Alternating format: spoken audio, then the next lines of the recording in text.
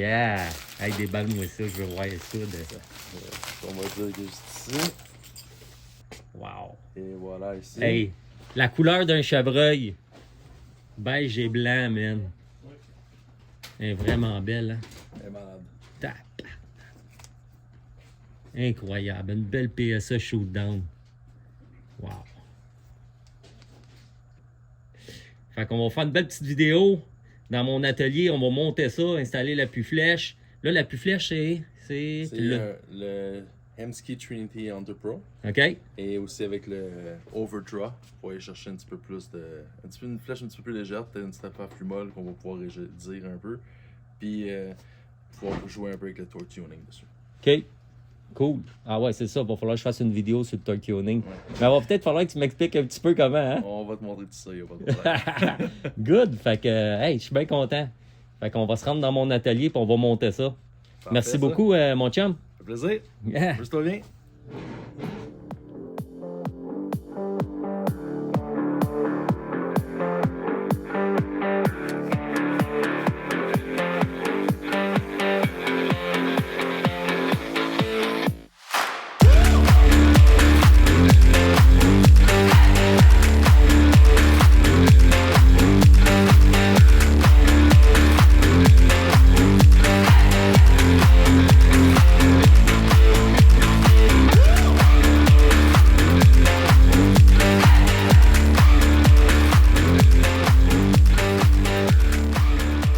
Sans plus tarder, on va commencer à monter cet arc-là. Fait que ce qu'on va faire pour commencer, on va installer l'appui-flèche.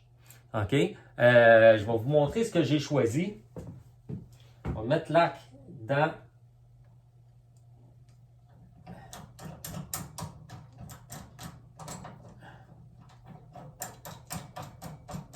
mon stand.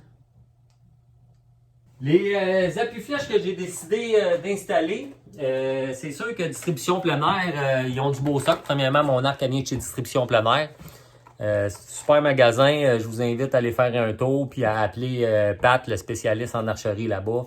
Pat Bunster, c'est lui qui avait le magasin Arc Elite avant. Il est rendu avec Phil chez Distribution Plein Air. Il connaît son affaire en tabarouette. Donc, Pat, j'ai dit, Pat, ça me prend une plateforme pour faire du 3D puis gagner 3D. Fait que, il dit, OK, ben, on va t'équiper comme il faut. Fait qu'au niveau de l'appui-flèche, il m'a dit, écoute, ce qui serait intéressant que tu puisses faire, c'est du torque tuning. Donc, le torque tuning, il y a le tuning de l'arc, s'assurer que la flèche, elle sorte, qu'elle sorte droite. On la passe dans le papier. Puis après ça, il y a d'autres façons aussi de vérifier que ça vole bien en faisant des différents tests au niveau du vol de la flèche. Là, je vous expliquerai ça dans un deuxième temps.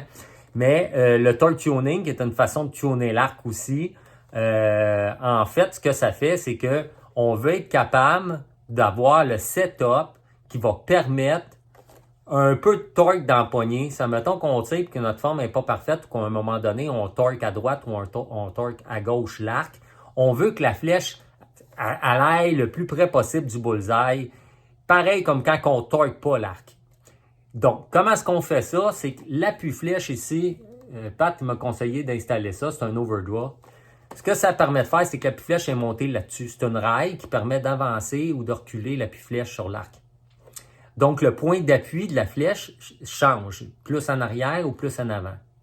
Et ça, ce qui est intéressant d'avoir cette possibilité d'ajustement-là, c'est qu'on va s'installer devant une target à 20-30 verges, puis on va tirer. On est bullseye, là. On va tirer en torquant à droite l'arc, 3 flèches, en torquant à gauche l'arc, 3 flèches, puis on va regarder où ça tire. Comment plus loin du centre que ça va? Là, on a une position X, notre appui-flèche est installé d'une certaine façon. On tire ces flèches-là, on regarde qu'est-ce qu'on a comme grouping, comment plus loin que le bullseye que ça va. Et on teste, on avance l'appui-flèche un peu, on retire, on torque à droite, on torque à gauche, puis on regarde comment loin du bullseye notre flèche frappe maintenant qu'on a fait des changements sur l'appui-flèche. Et il y a un sweet spot. Il y a un endroit où notre appui-flèche va être installé, un petit peu plus en arrière ou un petit peu plus en avant, où, quand on torque, notre flèche, ça s'en va quand même dans le bullseye. Des fois, c'est pas 100% parfait, mais c'est mieux de voir comment on peut améliorer ça d'ajuster ça en conséquence. Comme ça, si on torque à un moment donné, mais notre erreur va être moins grande que si on ne fait pas ce torque tuning-là, qu'on n'est pas équipé pour le faire. Donc, c'est ça, c'est l'arc que je me montre. C'est un arc qui va être beaucoup plus facile à tirer, beaucoup plus précise. Il y a des spécifications particulières qui vont permettre à cet arc-là d'être plus smooth. Et en même temps, tous les ajustements possibles pour être capable d'avoir un arc qui pardonne le plus possible. Fait qu'on va avoir bien du plaisir. J'ai bien hâte d'essayer ça, honnêtement. J'ai jamais tiré avec. J'ai même pas tiré avec. Ça fait 2 semaines que je l'ai. Fait que j'ai hâte de tirer avec. J'ai hâte de m'habituer avec. Puis de pratiquer avec. Parce que veut pas, on a bien beau avoir la machine de rêve dans les mains, la machine la plus précise au monde. Ça nous prend de la pratique. Il faut pratiquer. C'est de même qu'on devient bon. La constance dans le tir, s'adapter à son arc, se familiariser avec son arc. Donc, on va être rendu là dans un deuxième temps. Une fois qu'elle va être toute montée, là, on va s'en aller tirer, puis ça va être tout un autre monde. Ça va être complètement différent de ma Omen. Fait que, ben hâte. Fait que, on va installer un overdraw.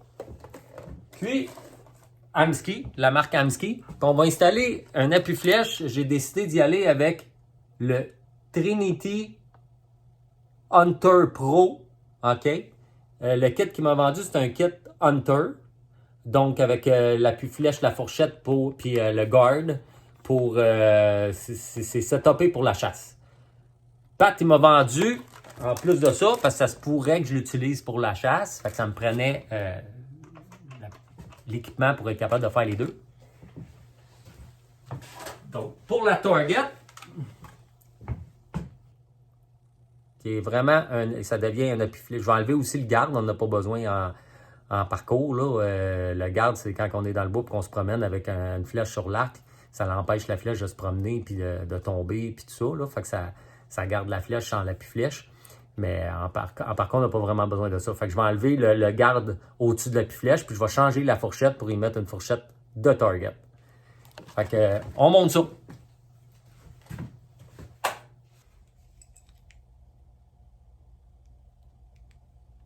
Fait qu'on visse ça dans le côté de l'arc. Fait que mon overdraw, là, va venir l'accoter sur mon arc le plus proche de l'arc possible. Pour commencer. Si on a besoin, éventuellement, on va le reculer un peu plus. Mais pour l'instant, on va l'installer comme ça. Le plus proche de l'arc possible.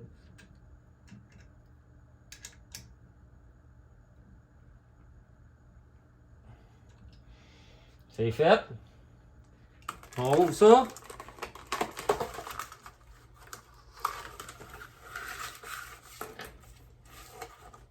OK. Parfait. On va commencer par enlever le garde. On n'aura pas besoin.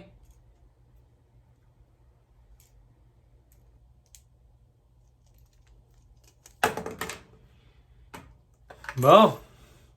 Fait que là, ce qu'on va faire, on va enlever cette petite fourchette-là. On va mettre la fourchette de target.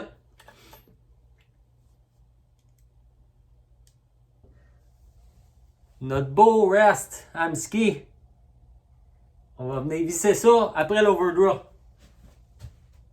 Et là, l'appui-flèche, lui, il rentre parfaitement dans l'overdraw.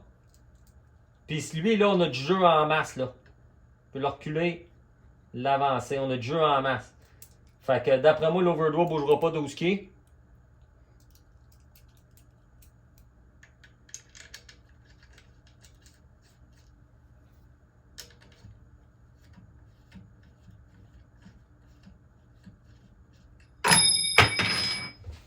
Oh boy!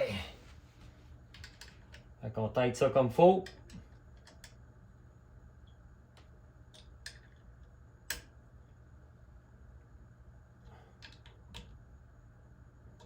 C'est solide. Good! D'après moi, c'est assez serré. Wow! Alright! Donc là, ça ici. L'appui-flèche est drivé par ça ici. Il y en a que c'est l'appui-flèche va être accroché après le câble direct ou après la branche de l'arc. Mais Amski, Pat, il a toujours installé ça là. En tout cas, il m'a installé ça de même sur mon Omen. Fait qu'on va faire la même chose ici sur la shoot-down. Tout simplement installer ça comme ça. Puis on tire jusqu'à temps qu'il n'y a plus de flèche, oui. Ici, j'ai un ajustement. OK? Fait qu'ici, là, on va l'ajuster là au lieu de l'ajuster là. Fait qu'ici, je vais juste faire mon nœud. Ça n'a pas l'air de vouloir passer dans le trou. Un nœud, ça va être en masse. On va couper ça.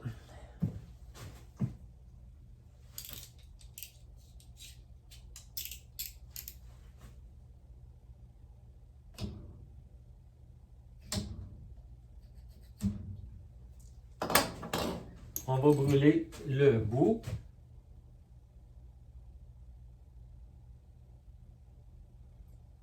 On défait les brins du fil, puis ça se brûle mieux. Faire attention quand on utilise le lighter.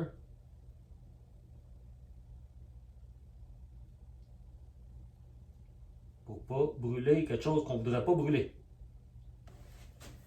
La tension sur ça ici. Ça ici, ça retient le câble, il fait le tour, il vient prendre l'appui-flèche, la fourchette, il redescend. Puis là, j'ai une noix qui bloque les deux ensemble. Fait qu'on tire le maximum sur le fil. La fourchette est en bas complètement. Puis une fois que c'est fait, on vient tighter notre noix ici. La fourchette, il faut qu'elle reste en bas. Fait que, OK, là, on va ajuster l'appui-flèche. Donc, comment est-ce qu'on ajuste un appui-flèche? C'est pas compliqué. Ici, c'est la noix qui barre l'ajustement up and down et ma petite roulette pour ajuster. Puis ici, j'ai ma botte gauche-droite, ma petite roulette pour l'ajuster. Donc, c'est un ajustement micrométrique ces deux côtés. Fait que ça, c'est génial, c'est vraiment précis, là. Fait que... on va commencer avec le gauche-droite. On va mettre ça à 13-16. Puis après ça, on va faire le up and down. Faut que la flèche elle passe dans la fenêtre de l'arc à 13-16 de la poignée. Donc, le centre de la flèche, faut qu'il soit à 13-16 de la poignée. Donc, on va avoir ajouté notre appui-flèche de gauche à droite de cette façon-là. Ça, c'est la mesure standard. On part avec ça. Puis, en général, pour faire d'autres ajustements, si on a besoin, quand on tune, on peut bouger une queue à droite, il faut rentrer l'appui-flèche, une queue à gauche, il faut ressortir l'appui-flèche, etc. Donc, on part à 13-16, puis des queues à droite puis des queues à gauche, on peut bouger l'appui-flèche, mais moi, je ne vais pas travailler sur l'appui-flèche pour ajuster ça. Je vais ajuster sur le camling. Ou je vais bouger mes cams de gauche à droite. C'est une autre façon d'ajuster le tuning pour avoir un vol droit de la flèche pour corriger des erreurs gauche-droite. Il y a l'appui-flèche. Les micro-ajustements, on peut le faire avec l'appui-flèche. Mais quand c'est trop important, comme vol éradique de la flèche, on est mieux de corriger, de s'assurer le camling, des fois donner un petit peu de camling, déplacer les cams. C'est la façon la plus appropriée là, de corriger un gauche-droite. Donc là, on va commencer à mettre la flèche 13-16. Puis, up and down, c'est pas compliqué. Dans le poignet, il y a un trou où c'est qu'anciennement, les appui-flèches, on appelle ça un burger hole. On mettait des plungers, là, des boutons, des plungers. On avait une fourchette, un plunger, puis la flèche était à côté entre les deux. Un burger hole. Ça n'existe plus vraiment, ces appui-flèches. En tout cas, j'ai pas vu ça dernièrement. Mais dans notre temps, c'était bien populaire. Là, quand je parle dans notre temps, je parle d'il y a, quand j'ai commencé à tirer de l'arc, il y a une trentaine d'années. Fait que le burger hole, on s'assure que la flèche, elle passe en plein centre du burger hole. Plein centre. Ça nous dit qu'on est vraiment à la bonne place, up and down. 13-16, centre de burger hole, on ajuste ça comme ça. 13-16. Tighté, on revérifie. 13-16. C'est fait. On va up and down à cette heure. Prendre une flèche.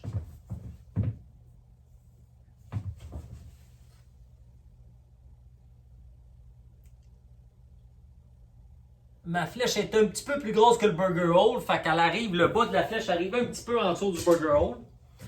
Fait que ce qu'on va faire, on va prendre l'équerre. On va la mettre sur l'arc. Puis on va faire en sorte que le bas de l'équerre arrive un petit peu en dessous des burger rolls. OK? Faut slacker ça ici. De façon à ce que la fourchette elle relève. Comme si on étirait notre arc. Et là, on peut faire notre ajustement. Puis on vient accoter l'appui-flèche sur notre équerre. On va le descendre. Ça lève. Ça descend. Il faut le descendre encore. On va le slacker un petit peu plus.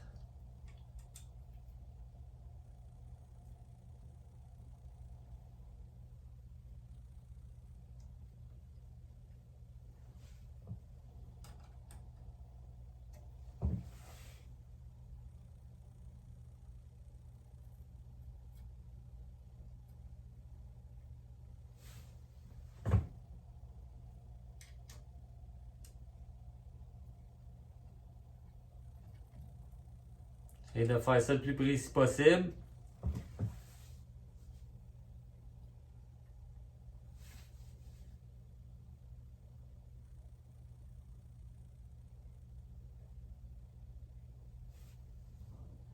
À l'aide de ça.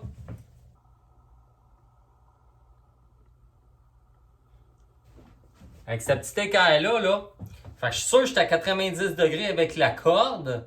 Et ce que je vais faire, là, je vais m'arranger que mon équerre, elle passe directement dans le centre de mes burger rolls. Donc, dans vraiment center shot. Puis là, je vais prendre un knock. Puis je vais venir la clipper. Clipper mon knock exactement.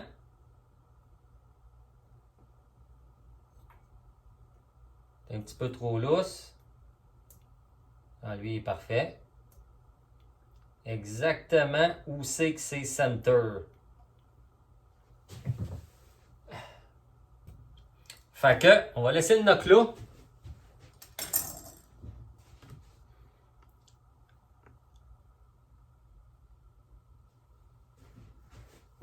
Puis, je vais venir faire mon D-loop. Fait que comment qu'on fait un D-loop? C'est pas compliqué. Faut se faire des knocking points. En bas de la flèche, puis en haut de la flèche.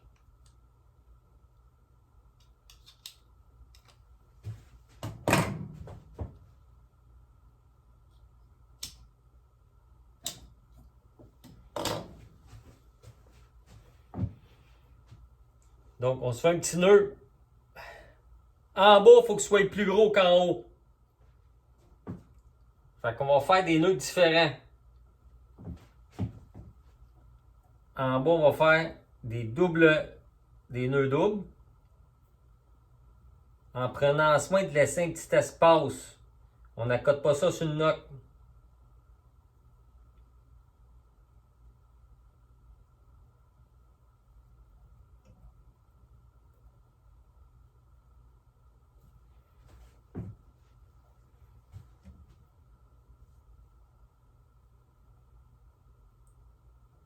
On va faire 2 nœuds au-dessus. 2 nœuds en dessous. Et on va faire ça 3 fois. Donc on fait juste passer 2 fois là. Comme un nœud standard, mais on passe 2 fois. 1. 2.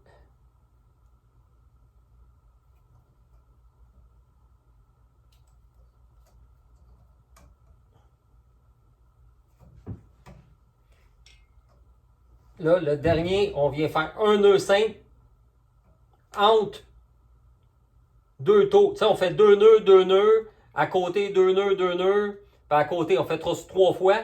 Puis le dernier nœud entre les deux derniers. Mais un nœud simple pour barrer ça là.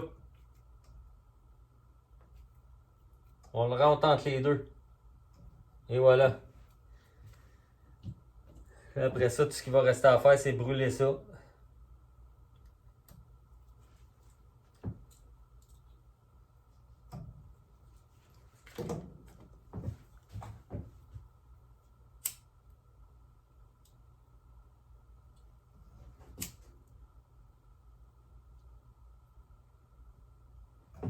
Et voilà. On va remettre mon... Là, celui-là, on va faire un constructor knot. Le constructor knot, quand il est fait, là, il est moins gros. Il est plus fin. Ça fait des nœuds plus plats, si on veut, sur le tranche-fil. Fait que ça va... Moi, ce que je veux, c'est que mon knocking point en bas soit plus gros qu'en haut. Pourquoi? Parce que quand je suis en full draw, s'il y a une pression à être appliquée sur le knock, j'aime mieux que ça soit en bas qu'en haut, parce qu'en étant en bas, ça vient garder ma flèche appuyée sur mon appui-flèche. C'est pour cette raison-là qu'on fait toujours le nœud en bas un petit peu plus gros que celui d'en haut.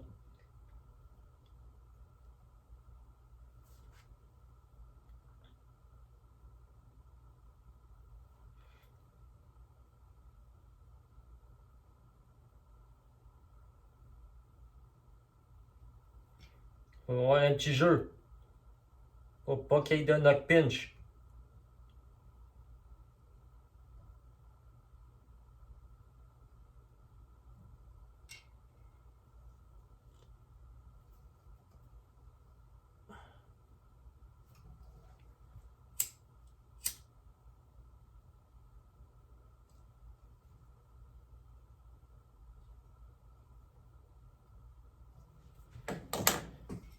Et voilà. On a notre petit gap. C'est parfait. Fait qu'on a un gros nœud en haut. En bas, c'est-à-dire. Un petit nœud en haut.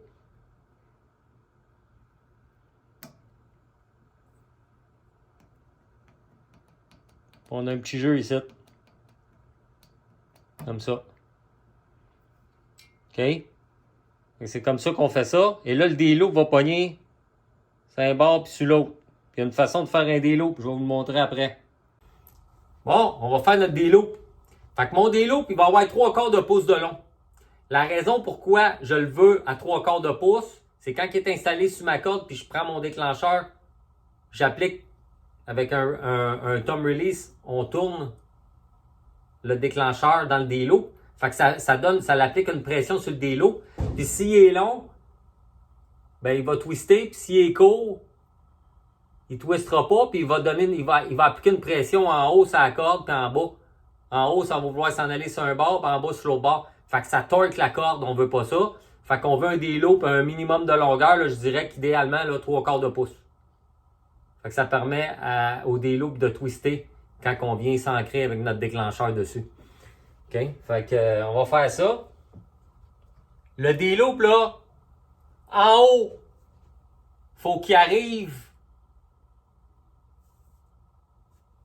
à l'intérieur. OK? Parce que mon déclencheur s'en va, quand je le twist, le haut du D-loop s'en va naturellement vers la gauche. Fait que le D-loop, faut qu'il arrive du câble à gauche. Puis en bas, faut qu'il vienne s'attacher, mais qu'il arrive par la droite du câble. Parce que quand je twist, en bas, ça s'en va à droite, puis en haut, ça s'en va à gauche. Donc, pour éliminer le plus possible de pression sur la corde, on fait ça comme ça. C'est fait.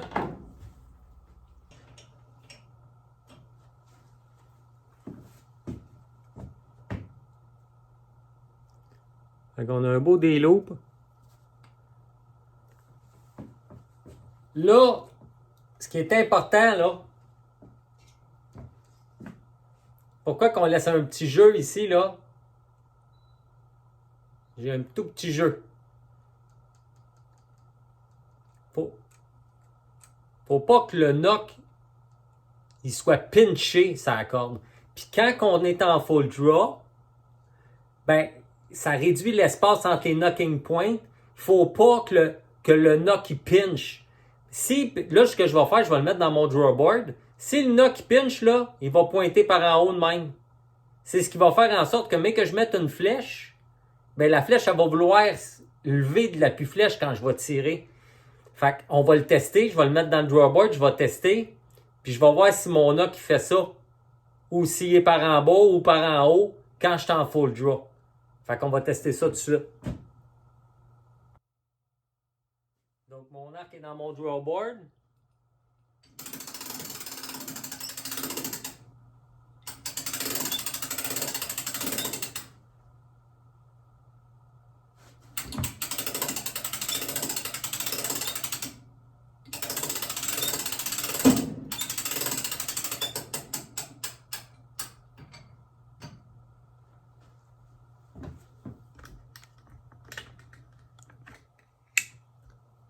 Je vais vous montrer ça.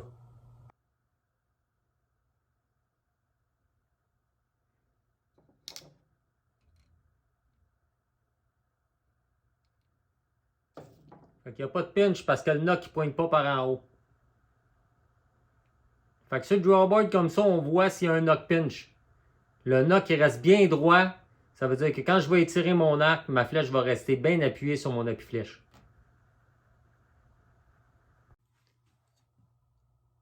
Voici le mire que je vais avoir sur mon arc. Scope UV3 XL SE avec la cartouche 2 pins 10 millième. OK? Ce qui est intéressant, on a une petite lumière là-dedans qui fait en sorte que nos mires sont vraiment brillantes. On peut ajouter l'intensité.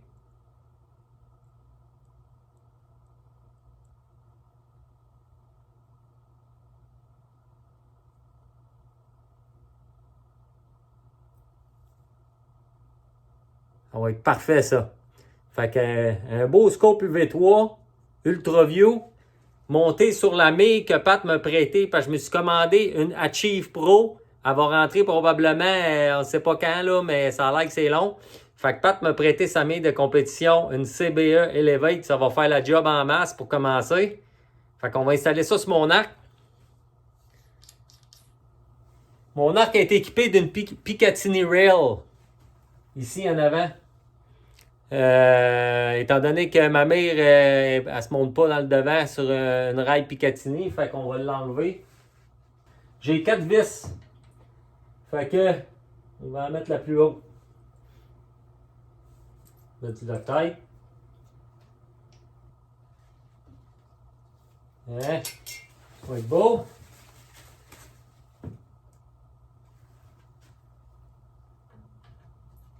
Oh, que ça commence à ressembler à ça.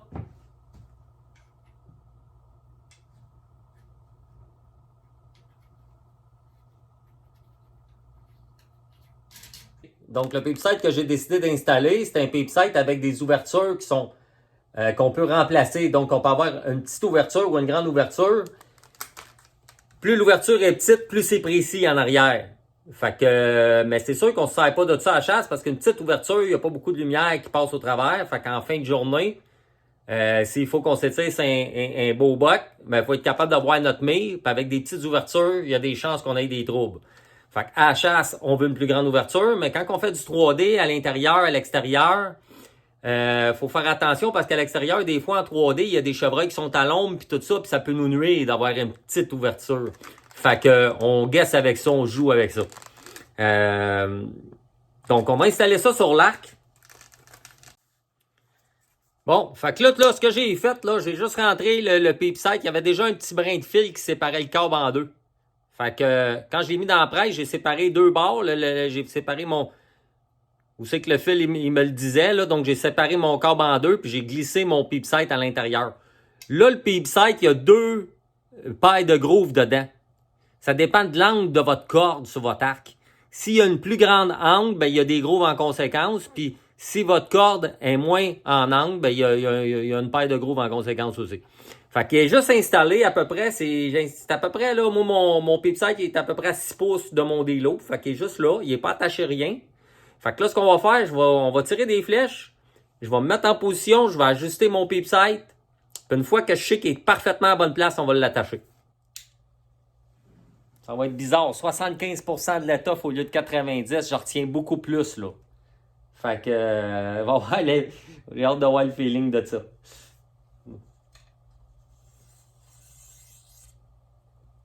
Oh, c'est tight. Je vais laisser aller cette flèche-là. Je vois pas dans mon pied, puis il a l'air d'être à bonne hauteur, mais il est croche.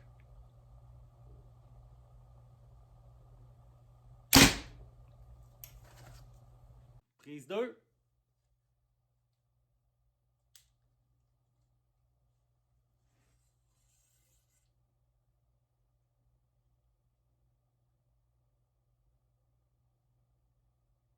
Ah ouais, le pipe est à bonne hauteur.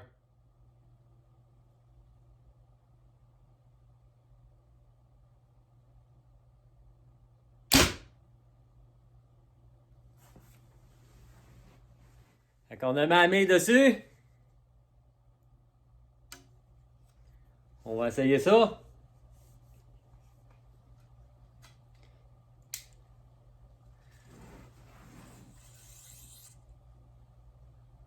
C'est beau. Position.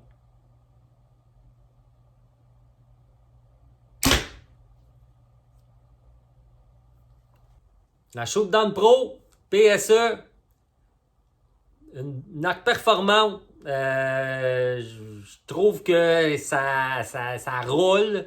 Là, il va me rester à officialiser la vitesse. Je suis à 30 pouces d'allonge. Flèche qui va peser environ, avec les plumes et tout, à peu près 380 grains. Peut-être un petit peu moins. Devrait avoir une vitesse au-dessus de 300 pieds secondes. À 60 livres. 75% de l'étoffe. Donc, on a les caractéristiques qui vont me permettre d'avoir un arc qui va performer sur les parcours 3D. 36 pouces d'axe à axe. Une poignée qui n'est pas reflex. J'ai un brace height de 7 pouces et un 8. Donc, c'est bien différent de ma Omen. Ma Omen, 33 pouces d'axe à axe, 5 pouces et demi de brace height. Donc, on n'a pas les caractéristiques avec une Omen là, pour avoir un arc qui pardonne. Il faut être capable de la contrôler. Je tire super bien avec parce que j'ai pratiqué beaucoup, puis je suis capable de la contrôler, puis je fais des très très bons tirs jusqu'en mettant parcours 3D. Ça va super bien avec la Omen. Mais je veux augmenter un petit peu mon score, si on veut. Fait qu'avec un arc qui a les caractéristiques de la Shootdown, ben, devrait être capable d'augmenter mon score un peu. C'est un arc qui va me pardonner plus mes petites erreurs parce qu'on en fait toutes. Mais je sais beaucoup des erreurs de décoche, un petit peu de torque à gauche, un petit peu de torque à droite. Fait que la Shootdown va m'aider pour les caractéristiques intrinsèques de l'arc. 36 pouces, 7 pouces et un 8 de brace height, mais aussi parce qu'on l'a monté de façon à avoir un arc qui pardonne le plus. En ayant un arc, on est capable de faire du torque tuning. Dans les prochaines vidéos, je vais faire une vidéo sur le torque tuning. Il va y avoir une vidéo sur la vitesse de l'arc. On va checker la vitesse dans mon chronographe. Dès qu'il fait beau, on sort dehors et on fait ça. Donc, vraiment content du résultat. Vraiment content. Ça a bien été le montage. Puis, je la trouve super belle. Il a une super de belle arc. J'aime le feeling. Je trouve que c'est performant. J'aime ça. Quand l'arc elle ferme solide, ça témoigne de la performance, donc bien content. Fait que, à plus pour mes prochaines petites vidéos sur l'archerie. Salut la gang!